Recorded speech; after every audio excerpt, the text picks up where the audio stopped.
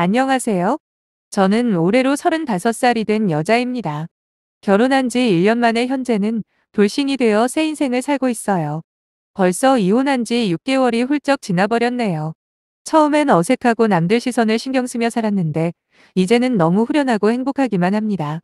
결혼 내내 스트레스 때문에 너무 힘들었는데, 이혼하고 돌아가는 상황이 너무 재미있게 돌아가길래 혼자만 알고 있기에는 너무 아까워 이렇게 사연을 한번 보내봅니다.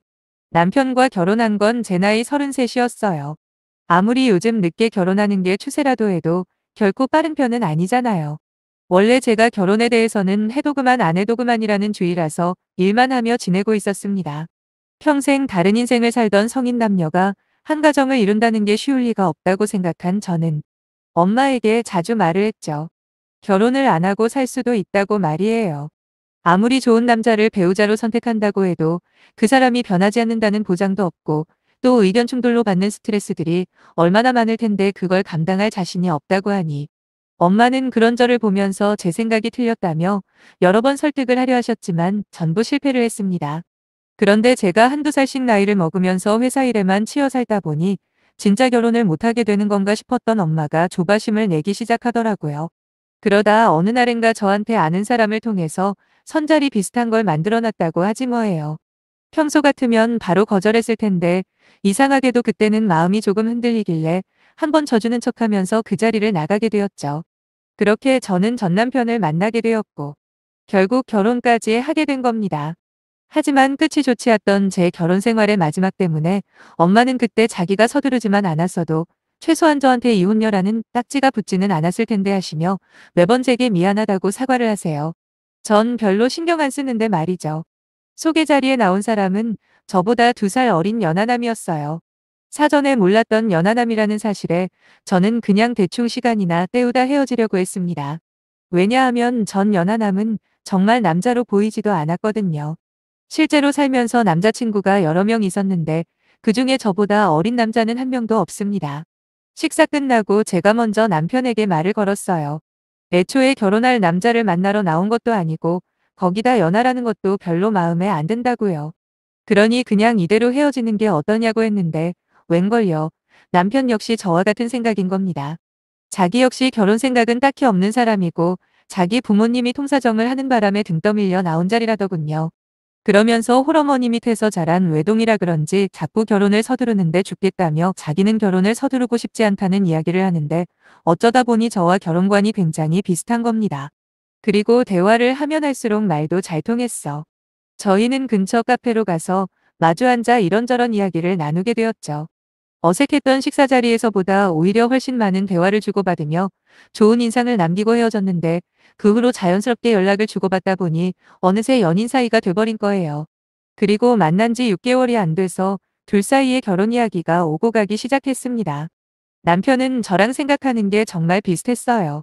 결혼을 하더라도 눈치 보듯이 의무감으로 양가의 효도는 하지 말자던지 각자 부모님은 알아서 챙기고 우리 둘이서만 알콩달콩 잘 살았으면 좋겠다는 생각까지 하는 말마다 제 마음에 속 드는 이야기만 하는 겁니다. 그래서 이런 남자라면 결혼을 해도 되겠다는 확신이 들었어요. 물론 결혼 준비 과정에서 아무런 문제 없이 그냥 흘러간 건 아니었습니다.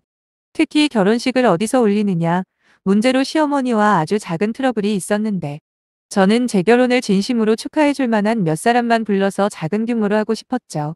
하지만 시어머니는 지금까지 나간 돈이 얼마인 줄 아냐며 그거 다 회수하려면 무조건 큰 데서 해야 한다고 성하시더군요. 하지만 막상 결혼식 당일날에 예상보다 훨씬 적은 숫자의 사람들이 와서 돈 낭비도 제법 했던 기억이 있네요. 근데 그 정도는 나중에 있을 일에 비해서는 세 발의 피도 되지 않습니다. 신혼집을 마련할 때도 작은 소동이 있긴 했어요. 사실 결혼 자금으로 쓰려고 모은 돈은 아니지만 아무튼 남편이 준비한 돈보다 제가 준비한 돈이 더 많았거든요. 당연히 제가 남편보다 회사 생활도 일찍 시작했고 나이도 더 많기에 그 정도 차이 나는 건 허용 범위 내여서 별다른 불만은 없었어요. 저희는 회사가 경기도권이에요. 그래서 회사 근처에 비교적 신축인 아파트에 전세로 들어가기로 결정을 했습니다. 주변 인프라도 잘 되어 있고 교통편도 좋아서 내린 결정이었는데 당연히 꽤 큰 금액을 대출을 받아야만 했습니다. 솔직히 어느 정도는 시어머니가 지원을 해주시면 어떨까 싶어 남편에게 말을 해봤지만 남편은 지금 신세지면 괜히 나중에 배로 더 드려야 할지도 모른다며 대출 금액이 좀 크긴 하지만 우리가 감내하는 게 어떻겠냐 하더라고요. 시어머니 형편이 그다지 넉넉한 편은 아니라서 그냥 지금 도움만 받고 그 돈은 노후 자금으로 쓰시면 되겠다 생각하고 넘어갔는데 갑자기 시어머니 쪽에서 저희가 들어갈 집을 가지고 싫은 소리를 하시더라고요. 저희가 들어가려는 신혼집이 너무 비싸다는 이유였습니다. 돈 한 푼 안 보태주시면서 괜히 집 가지고 트집을 잡으시는 게 영 마음에 들지 않았어요. 어떤 집을 선택하던 이제 결혼한 아들 며느리에게 선택권이 있는 거 아닌가요? 그런데도 저희 보고 사치스럽다며 성화를 부리시는데 중간에서 남편이 자기가 대신 미안하다고 그냥 우리끼리 알아서 하면 된다고 해서 일단락되긴 했어요. 결혼 전에는 시어머니 말에 꼼짝도 못하는 것 같은 모습이 몇 번 보여서 약간 걱정했는데 그래도 중심 잡을 때는 중심을 잡아주는 것 같아 그 모습이 든든해 보이긴 했네요. 그리고 그 생각은 신혼 초반까지 맞다고 느껴졌죠. 중간중간 시어머니의 말도 안 되는 잔소리들도 알아서 차단하며 저와 시어머니 사이에서 완벽할 만큼 중간 역할을 잘하던 남편이었기 때문에 남은 결혼 생활은 아무 문제 없겠다. 이게 바로 내가 꿈꿔왔던 이상적인 남편의 역할이 아닐까 생각했었는데 그게 아니었어요. 양가에 똑같이 생활비 정도만 지원해드리면 최소한의 도리는 지키는 거 아니냐고 했던 남편의 말은 신혼생활을 시작한 지 3개월 만에 돌변하고 말더라고요. 그러던 어느 날이었어요. 남편이 심각한 얼굴을 하고 기니 할 이야기가 있다며 저를 부르더라고요. 무슨 일이냐 물어봤더니 갑자기 시어머니께 드리는 생활비를 올려야겠다는 거예요. 그게 무슨 뜻이냐 물었더니 시어머니가 건강이 안 좋아지셔서 일을 그만두고 싶어 하신답니다. 저희 엄마에 비해서 아직 환갑도 안 넘으신 시어머니는 오래전부터 잘 아는 친구분의 식당에서 일을 하고 계셨거든요.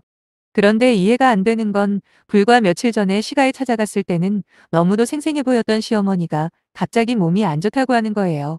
그래서 어디가 안 좋으시냐 물어봤더니 눈도 침침하고 허리도 아프다고 하셨대요. 그 소리를 듣고 또 매몰차게 원래 그 연세 어르신들은 누구나 눈도 침침해지고 허리도 아픈 게 당연하다라는 말을 못 하겠더라고요. 그래서 일을 조금 줄이시는 방향으로 하시고 우리가 양가 30만 원씩 보내는 생활비를 50만 원으로 올리면 되겠다고 대답을 했죠. 그랬더니 남편은 저보고 너무 서운하다며 어떻게 사람이 그렇게 계산적일 수가 있냐고 다른 사람도 아니고 우리 엄마 이야기인데 제가 그렇게 나올 줄은 상상도 못했다고 했습니다. 그래놓고 한다는 말이 당신 집은 장인어른도 집에 계시고 또 형편도 우리 집보다 훨씬 좋다고 우리 집에 더 잘해드려야 하는 게 이치에 맞지 않냐 하면서 굳이 친정에도 생활비를 꼭 드려야 하냐며 화를 내더군요. 공평하게 하는 걸 떠나서 이런 식의 의견 충돌이 바로 제가 결혼을 꺼려하던 가장 큰 이유들 중에 하나였기 때문에 이런 싸움을 오래 끌고 싶지 않았어요. 전 딱 잘라서 말했습니다. 그렇게는 해줄 수 없다고요. 그리고 더 이상 이야기하지 말라고 단호하게 말을 했더니 의외로 남편은 바로 조용해지는 거예요. 그리고 진짜로 제 말뜻을 이해했는지 남편은 그 뒤로 따로 시어머니 생활비 문제로 더 이상 말을 꺼내지 않길래 그냥 이렇게 넘어가는가 보다 싶었어요. 그렇게 2달쯤 지났나 봅니다. 남편이 또 기니 할 말이 있다면서 퇴근 후에 오라고 주소를 하나 찍어주더라고요. 위치가 시어머니가 살고 계신 동네라 조금 세한 느낌을 받았는데 역시나 그 자리에는 남편과 시어머니가 언제 미리 만났는지 둘이 같이 저를 기다리고 있더군요. 제가 자리에 앉자마자 남편은 대뜸 제게 시어머니 봉양 문제에 대해서 말을 꺼내는 게 아니겠어요? 생활비 정도의 도리만 한다면 부모 자식 간의 관계가 너무 삭막하지 않겠냐. 낳아주고 길러준 은혜를 모르면 금수만도 못하다는 말을 하면서 지금까지 제게 해왔던 말들이 무색하게 이제는 시어머니를 모시는 게 좋겠다는 이야기를 꺼내더군요. 정말 어쩜 이토록 한순간에 안면몰수를 할 수가 있는지 무서울 정도였습니다. 이제 시어머니가 노쇠하시고 힘에 부처하니 저보고 회사까지 그만두고 시어머니를 모시라는 황당한 소리에 아무 대답도 안 하고 있는데 시어머니가 나서서 하는 말은 더 가관이었네요. 애초에 신혼부부가 너무 비싼 집을 구했다고. 이제 사치는 그만 부리고 지금 살고 있는 아파트 전세 빼서 아예 시가로 들어와서 살라고 하더군요. 그리고 나이가 35이면 한참 노산이라며 하루라도 빨리 아이부터 가지라는 거예요.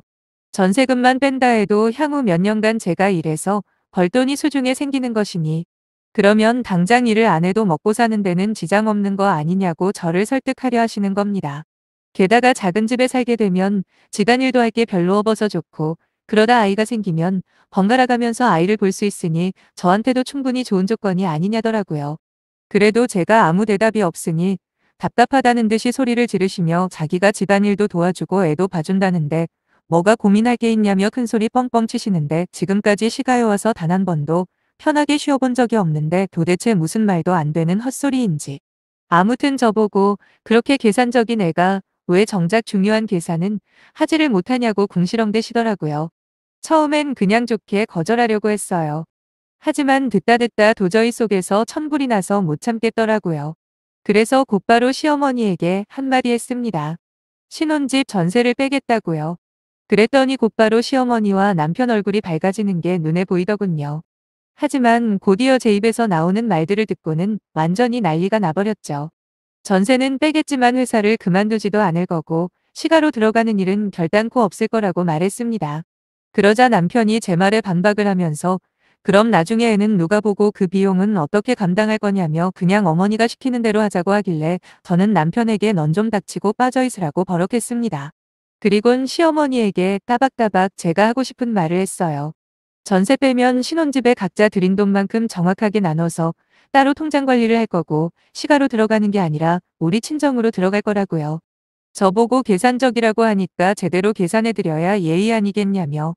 저희 친정집에서 우리 두 사람 회사가 훨씬 더 가깝고 거기다 집도 더 크고 빈방도 많으니까 당연히 시가보다는 친정으로 들어가는 게 맞다고 했더니 시어머니는 아무 말도 못하고 손만 부르르 떠는데 꼴이 참 웃기지도 않더라고요. 그리고 아이가 생기면 두말할 것도 없이 우리 친정엄마가 돌보실 테고 그럼 저는 회사를 계속 다닐 수 있으니 그게 더 이득 아니겠냐고 그리고 그렇게 되면 친정에는 생활비랑 애 보는 것까지 포함해서 한 달에 300씩 드릴 거라고 이야기를 했습니다. 그제야 정신이 번쩍 드셨는지 지금 우리 아들을 대릴사위로 만들려고 하는 거냐며 발악을 하시더군요. 저는 할 이야기는 모두 다 끝났고 그게 싫으면 그냥 이혼할게요 하고 자리에서 일어났습니다. 남편은 저의 이런 반응을 전혀 예상하지 못했던 게 분명했습니다. 왜냐하면 마치 넋나간 사람처럼 멍하니 앉아만 있었거든요. 아마도 머릿속이 엄청 복잡했을 겁니다. 대충 얼버무리고 합가하자고 하면 성공할 거라고 생각했을까요? 아무튼 전 바로 돌아왔고 그날 저녁 저보다 늦게 돌아온 남편은 어떻게 자기 어머니한테 그런 망신을 주냐며 입장 바꿔서 장모님이 같은 상황이라면 자기는 그렇게 했을 거라고 입에 침도 안 바르고 거짓말을 하더군요. 남편에게는 그렇게 엄마가 좋으면 그냥 니네 엄마한테 보내줄 테니 같이 살라고 소리친 다음 남편을 집 밖으로 내쫓았습니다. 하지만 남편은 마지막 순간까지 시어머니 봉양하는 걸 포기하지 않더라고요. 그렇게 서로의 의견을 조율하지 못한 채 얼마 후 저희는 합의하에 이혼을 하게 되었어요. 결혼할 때 들었던 비용은 전세금을 빼서 처음에 쓴 돈 그대로 똑같이 나눴고요. 그렇게 저는 다시 친정으로 들어가게 되었고 그 뒤로 한참 동안은 남편과 시어머니 어느 쪽에게서도 연락이 오지를 않다가 최근에 엄마에게 남편을 소개해준 지인분을 통해 딱 한 번 연락이 된 적이 있어요. 남편이더군요. 아니 전 남편이겠네요. 아무튼 제 목소리를 듣자마자 울먹이는 목소리로 잘못했다고 한 번만 기회를 달라고 하는데 자초지종은 대강 이랬습니다. 이혼을 하고 시가로 들어가 시어머니랑 살게 된 전 남편은 하루가 멀다 하고 싸우기만 했답니다.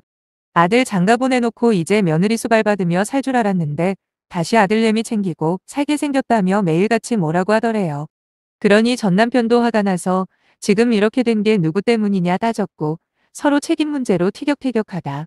결국 남편은 시어머니 집에서 쫓겨나 현재는 원룸에서 생활을 하고 있다는 거죠. 톡하고 건들면 엉엉 울 것 같은 목소리로 다시 시작하자 애원하는 전 남편에게 그렇게 엄마 노래를 불러서 다시 엄마 품으로 돌려줬더니 이제 와서 무슨 헛소리냐 비아냥대며 전화를 끊었고 그 뒤로 오는 연락은 다 안 받고 있습니다. 제가 미쳤습니까? 그딴 집구석에 다시 들어가게 말이에요. 이혼하고 지금이 얼마나 편하고 행복한데 그런 등신짓을 다시 한다면 사람도 아니죠. 아무튼 저랑 이혼하고 잘 산다는 소식보다 힘들고 못 산다는 소식을 들으니 꼬숩기만 합니다. 그럼 제 사연은 여기서 마무리하고 가볼게요. 나중에 또 다른 사연이 생기면 다시 찾아오겠습니다. 감사합니다.